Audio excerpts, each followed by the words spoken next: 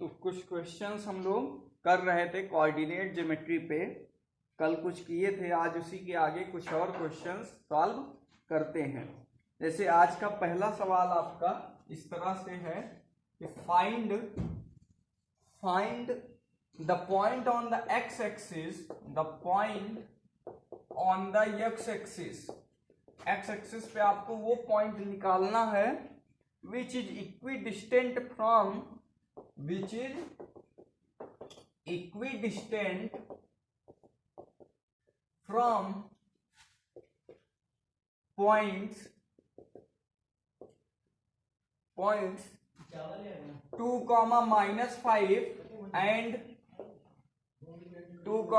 -5 and -2, -9।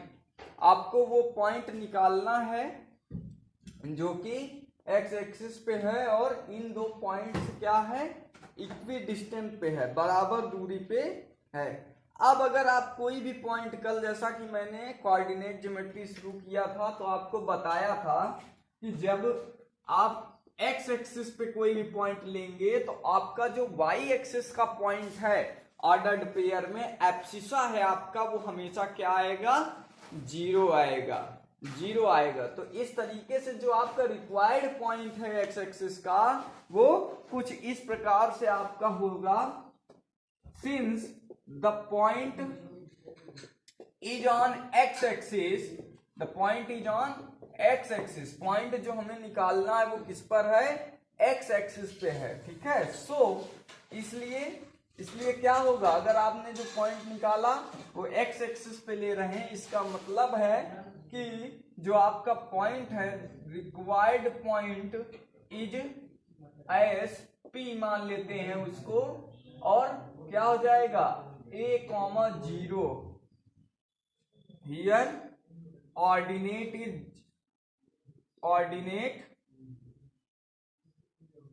y is 0। Ordinate क्या हो जाएगा यहाँ पे, y जो है, ऑर्डिनेट जो है वो 0 हो जाएगा। क्यों 0 हो जाएगा, उसका कारण है कि आपको कल बताया गया था कि इस तरीके से अगर कोई y डैश और x डैश है, अगर आप इस पे आएंगे, इस पर, तो आप ना y एक्सिस पे ऊपर जा रहे हैं ना नीचे जा रहे हैं, मतलब x एक्सिस पे ही बने हुए हैं, और x एक्सिस पे बने हुए हैं तो जो ऑर्डर पेयर है a, b, इसमें क्या है, ये b वाला आप कहीं पे भी पा नहीं रहे, मतलब इसको शून्य कर दिया गया ना, इसी y 0 बना हुआ है और x पे चाहे जितना आप वेरी कराइए, तो ये जो ऑर्डर पेयर आपका x एक्सिस के लिए मिलेगा फॉर x एक्सिस, वो a,0 इस तरीके का मिलेगा। तो इसलिए ये जो आपका पॉइंट लिया गया वो p,a,0 ले लिया गया, और ये पॉइंट क्या है, इन दो पॉइंट से, इसको अगर हम a और b नाम दे दें तो इन दो पॉइंट से क्या है, इक्वी डिस्टेंट पे है, बराबर दूरी पे है। तो अब आगे देखिए क्या करना है। अब आगे हमने माना कि लेट कर लिया point a 2, -5 and b given are equidistant from, किससे इक्विडिस्टेंट पे है, पॉइंट p a,0, इसी को हमें निकालना है, ठीक है। तो हमने ऐसा मान लिया, this implies PA is equal to PB। कल अब एक ऐसा सवाल कराए थे, तो आप डिस्टेंस फार्मूला लगाइए दोनों के बीच में, इसका मतलब क्या है, PA बराबर PB हो गया, इसका मतलब PA स्क्वायर बराबर PB स्क्वायर हो गया। अब PA स्क्वायर और PB स्क्वायर दोनों क्या हैं, बराबर हो गए। तो अब इसको करना है आपको, तो इसके लिए आप क्या कर सकते हैं, बहुत ही आसान सा काम है। क्या करिए कि PA स्क्वायर हम लिखेंगे और PB स्क्वायर लिखेंगे अलग अलग, देखिएगा।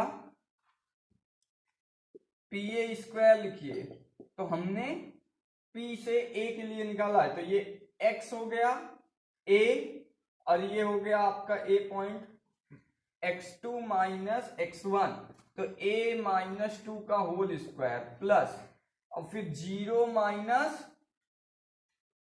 +5, ठीक है, यहाँ -5 था तो माइनस माइनस +5 हो गया, तो 0 + 5 का स्क्वायर हो गया, ठीक है। PA बराबर ये हो जाएगा √ऑफ दिस, डिस्टेंस फार्मूला से कल आपने ये सीखा था, ठीक है। अब जब इसका स्क्वायर कर देंगे तो यही PA² क्या हो जाएगा, A-2 का होल स्क्वायर +5 का स्क्वायर, ठीक है, ऐसे हो जाएगा। इसी को और सॉल्व कर लें तो PA² आपका A² + 4 - 4A + 25, तो यही हो जाएगा A² - 4A + 29, ये बन गया। अब अगला जो आपका बात कह रहा है पीबी की वैल्यू निकालते हैं, तो पीबी का वैल्यू क्या हो जाएगा, डिस्टेंस फार्मूला यहां लगाइए, x2 - x1 का स्क्वायर, x2 - x1 का स्क्वायर, तो x2 फिर a माइनस प्लस 2 है ना, ये इसका स्क्वायर प्लस 0 - 9, तो 0 - 9 का स्क्वायर, तो PB² आपका हो जाएगा यहां से क्या, A² + 4A और +4 और -9 का स्क्वायर करेंगे तो +81, तो इस तरीके से PB² जो आया आपका A² + 4A + 85, इस तरीके से आपको क्या मिल गया, एक आपको मिल गया PA² और दूसरा आपको मिल गया PB²।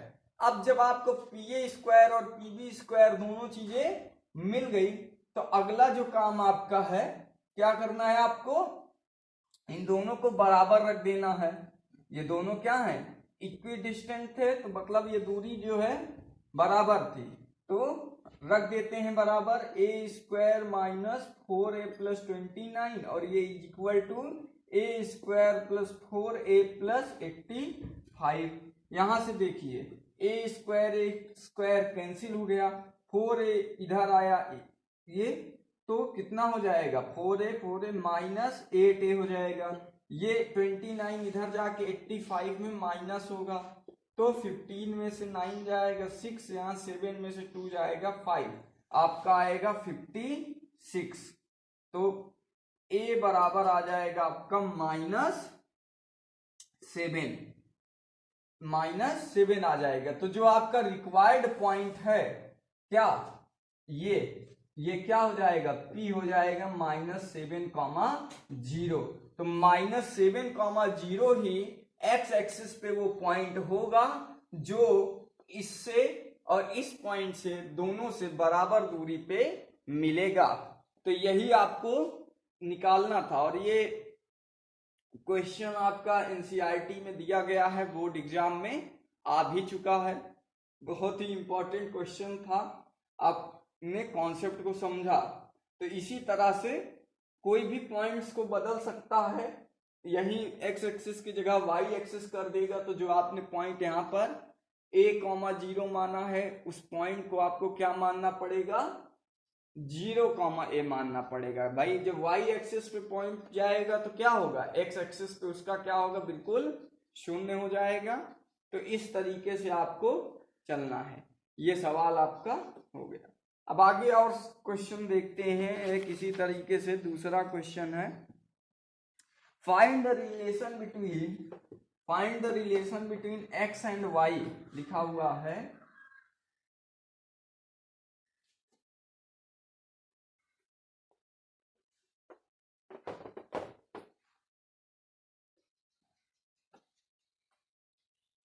अगले प्रश्न में बोल रहा है कि find the relation between x and y, x और y के बीच में आपको रिलेशन निकालना है, सच दैट पॉइंट, इस तरीके से कि point x, y x comma y is equidistant, ये बराबर दूरी पे है, equidistant from the points, किन पॉइंट से 3,6 एंड -3,4 इससे। अब ऐसा आपको एक प्रश्न दिया है कि आपको x और y के बीच में रिलेशन निकालना है, जो सच दैट पॉइंट, ये पॉइंट x और y क्या है, इन दो पॉइंट से इक्वी डिस्टेंट है। तो गिवन क्या है, गिवन पॉइंट P, मान लेते हैं P, x, y is equidistant from points A 3,6 and, और दूसरा पॉइंट हमारा क्या है, एक तो A मान लिया, दूसरा मान लिया B -3,4 दिया गया है। कहने का मतलब क्या है कि एक पॉइंट आपका है A 3,6 और दूसरा पॉइंट आपका है B कितना -3,4, और इससे क्या है, ये P है x, y, वो बराबर वैसे दूरी पे है। कंडीशन यही आपकी है कि PA बराबर PB है। तो अगर PA बराबर PB है तो इसका मतलब PA स्क्वायर बराबर PB स्क्वायर होगा। पिछले क्वेश्चंस में जैसा ही आपको कराया गया था पूरी तरह से वही प्रक्रिया आपको यहाँ पे भी अपनानी है। तो यहाँ पे हमने पहले PA स्क्वायर निकालने का प्रयास किया, तो 3 - x का होल स्क्वायर प्लस 6 - y का होल स्क्वायर, ये हो जाएगा x2 - x1 y2 - y1। Distance formula लगा रहे हैं, डिस्टेंस फार्मूले से ये हुआ। अब PA स्क्वायर का वैल्यू ऐसे आएगा, आगे इसको जब करेंगे तो 9 + x square -3 × 2 = 6x plus 36 + y square -6 × 2 = 12y, ऐसे। तो PA स्क्वायर, यहाँ देखिए नंबर अगर आप सिंप्लीफाई कर सकते हैं, 9 था 36 था, तो 9 और 36 आपका हो गया 45। तो x square plus y square -6x -12y plus 45, ये आपको मिल जाएगा। ठीक है। अब दूसरी बात आपको जो समझनी है यहाँ पे वो है PB स्क्वायर के लिए। ये तो PA स्क्वायर की वैल्यू आपने पा ली, अब PB स्क्वायर निकालते हैं। वो क्या होगा, x2 - x1 मतलब -3 - x का होल स्क्वायर और उसके बाद प्लस 4 - y का होल स्क्वायर, ये होगा।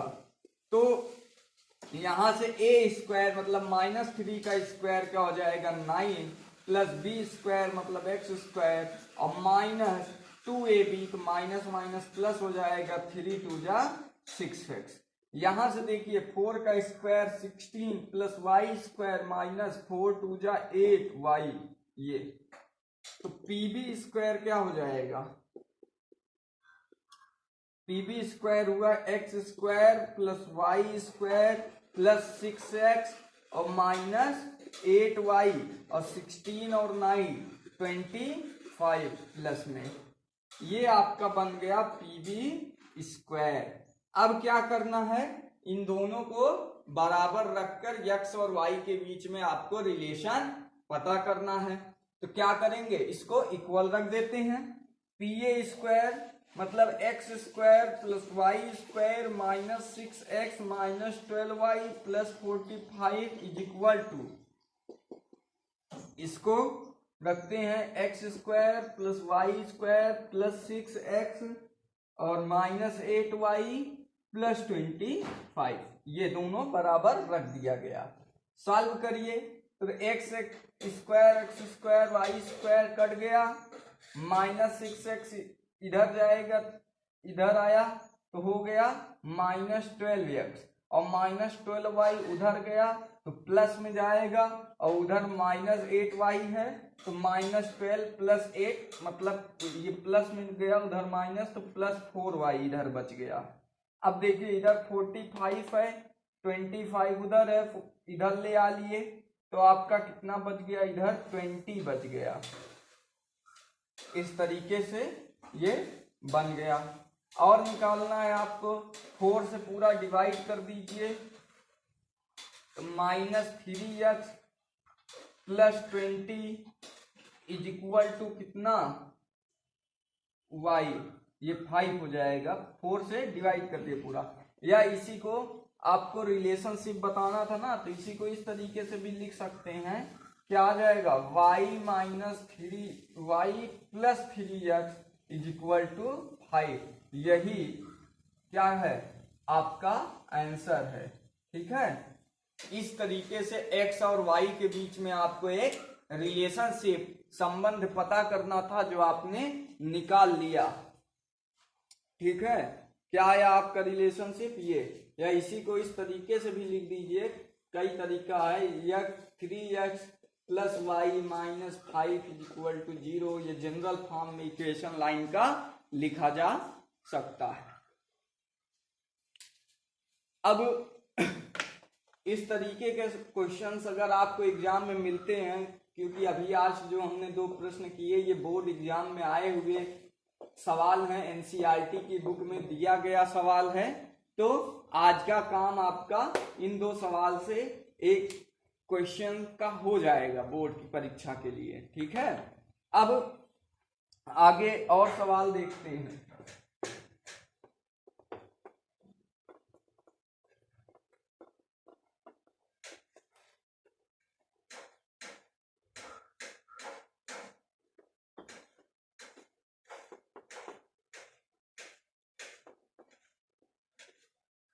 कहीं पे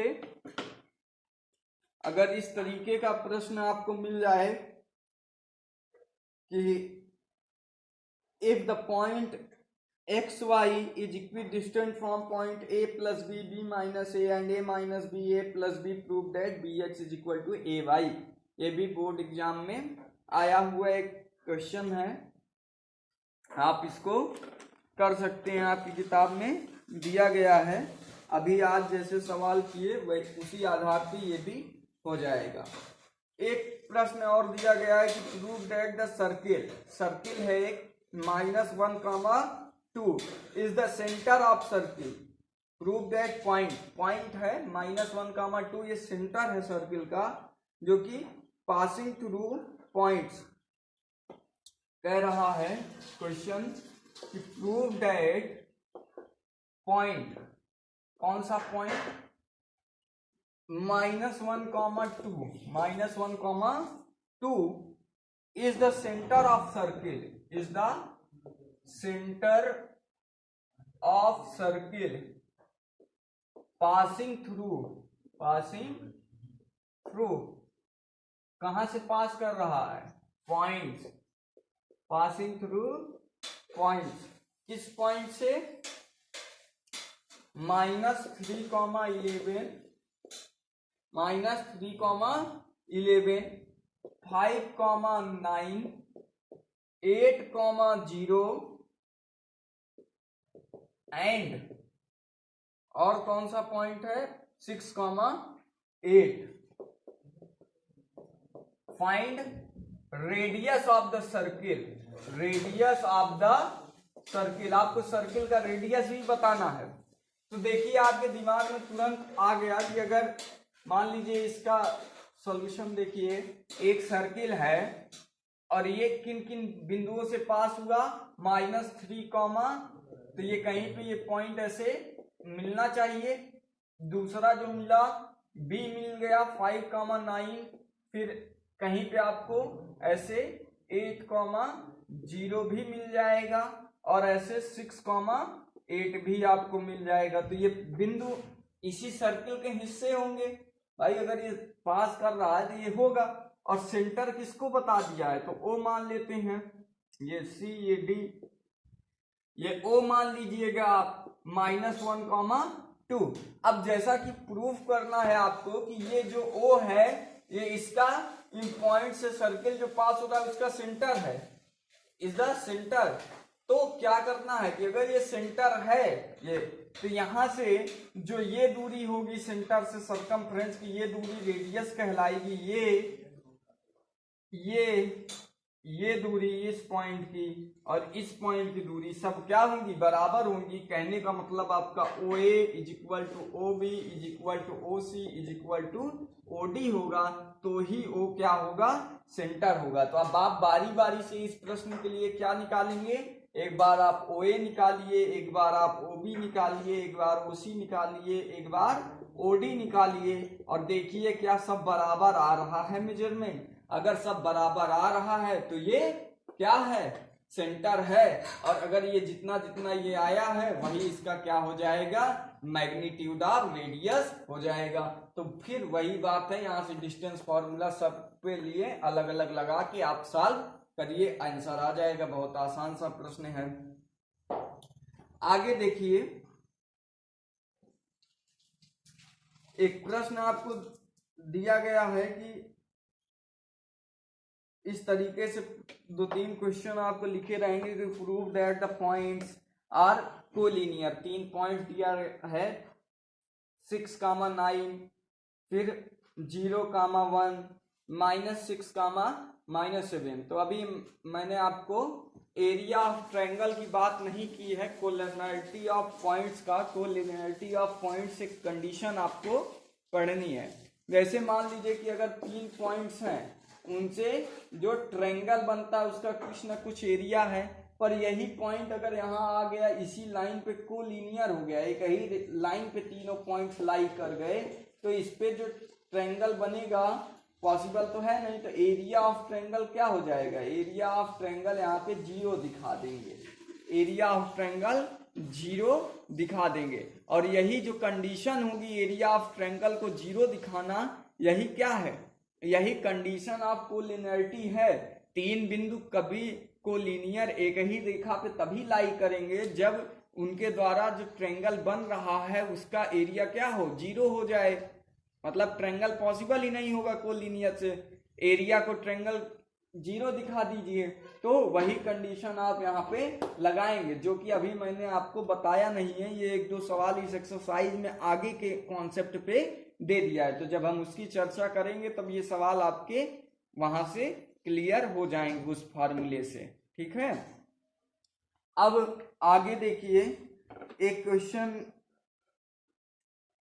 लिखा हुआ है कि if point PXY lies on a circle whose center is 3,-2, 3,-2 centre है, तो आपको प्रूफ करना है, और रेडियस उसका 3 है, तो प्रूव करना है कि x² + y² - 6x + 4y + 4 क्या होगा, 0 होगा। तो इसको भी अभी जैसे ये प्रश्न हमने सर्कल वाला किया है वैसे ही कह दिया कि सेंटर दे दिया 3,-2 दे दिया यहाँ पे, और रेडियस का मैग्नीट्यूड दे दिया, लेंथ मतलब डिस्टेंस बिटवीन PXY और ये सेंटर दे दिया 3। तो आप क्या करेंगे कि जब ये दिया है तो XY के बीच में रिलेशन दोनों को रखकर सॉल्व कर देंगे, बन जाएगा। बहुत ही इजी है ये, ठीक है। तो ऐसे ही और जो क्वेश्चंस दिए गए हैं ये करा दिया गया है। एक सवाल आपको स्क्वायर का भी मिल जाएगा, इक्विलेटरल ट्रायंगल का कल कराए थे, एक स्क्वायर का मिल जाएगा कि सो डैट पॉइंट्स 0,-1, 2,1, 0,3 एंड -2,1 ये क्या है, are the corners of square. ये स्क्वायर के कॉर्नर हैं, स्क्वायर हैं, तो मतलब ये वर्टिसेस हैं स्क्वायर का। तो इसका मतलब क्या है, इसका मतलब ये है कि आपको बताना है जो 4 पॉइंट्स हैं ABCD, इनके कोऑर्डिनेट जो भी दिए हैं, अगर ये स्क्वायर है तो ABBCCDDA चारों को हम इक्वल दिखा देंगे तो ही वो कोऑर्डिनेट्स होगा, ठीक है। अब कंडीशन ऑफ कोलिनियरिटी में देखिए, जो बात मैं कर रहा था, अगर आप ट्रायंगल ये 3 पॉइंट्स अगर x1 y1 फिर x2 y2 और x3 y3 इस तरीके से अगर आपका दिया गया रहेगा, इस तरीके से अगर आपको ये तीनों पॉइंट्स दिया है तो आप क्या करेंगे कि एरिया ऑफ ट्रायंगल को 0 दिखाएंगे। तो एरिया ऑफ ट्रायंगल क्या होगा, हाफ x1 लिख लीजिए, y2 माइनस y3 करिए, फिर x2 लिख लीजिए, y एक साइकिल में ऐसे चलिए y1 y2 y3, तो चैन ऐसे साइकिल चला तो y2 माइनस y3 किया, y3 माइनस y1 करिए, और फिर x3 लिखकर क्या करेंगे y1 माइनस y2 करिए। तो इस तरीके से आपका बन जाएगा। यहां लिख देते हैं फिर से, देखिए एरिया ऑफ ट्रायंगल, अभी इसको पढ़ाएंगे फिर से कि ये कैसे आया है, अभी बस बता दे रहे हैं ताकि अगर आपको प्रश्न करना हो तो आपका क्वेश्चन क्या हो जाए।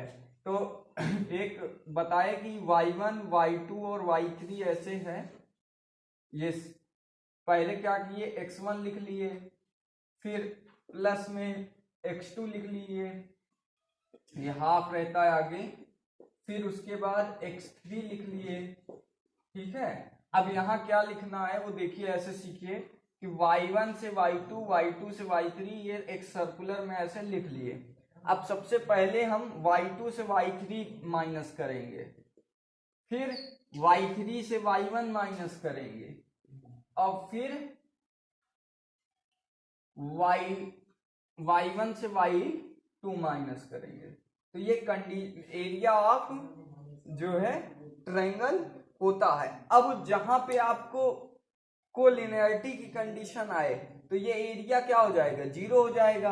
अब जब इसको 0 रखेंगे तो हाफ तो 0 होगा नहीं, इसका मतलब कंडीशन ऑफ कोलिनियरिटी ऐसी आएगी, कंडीशन ऑफ कोलिनियरिटी ये हो जाएगी x1 y2 minus y3 plus x2 y3 minus y1 plus x3 y1 minus y2, ये कंडीशन बराबर 0। यही कंडीशन ऑफ कोलिनियरिटी है जो अभी आपका दो सवाल इस एक्सरसाइज का कोऑर्डिनेट ज्योमेट्री के डिस्टेंस फार्मूला वाली एक्सरसाइज में दे दिया गया है रेफरेंस बुक्स में, वो इस पे सॉल्व होगा। तीनों पॉइंट्स का इस तरह से मान लेंगे x1 y1 x2 y2 और x3 y3, फिर ये कंडीशन लगाएंगे और इसको 0 के बराबर रख देंगे तो आपका वैल्यू जो भी आपको सॉल्व करना है वो 0 के लिए प्राप्त हो जाएगा, ठीक है। तो इस तरीके से आपकी ये एक्सरसाइज डिस्टेंस फार्मूला पे खत्म हो गई। कल की क्लास में हम लोग सेक्शन फार्मूला का डेरिवेशन और उसका एप्लीकेशन पढ़ने वाले हैं, ठीक है। Thank you.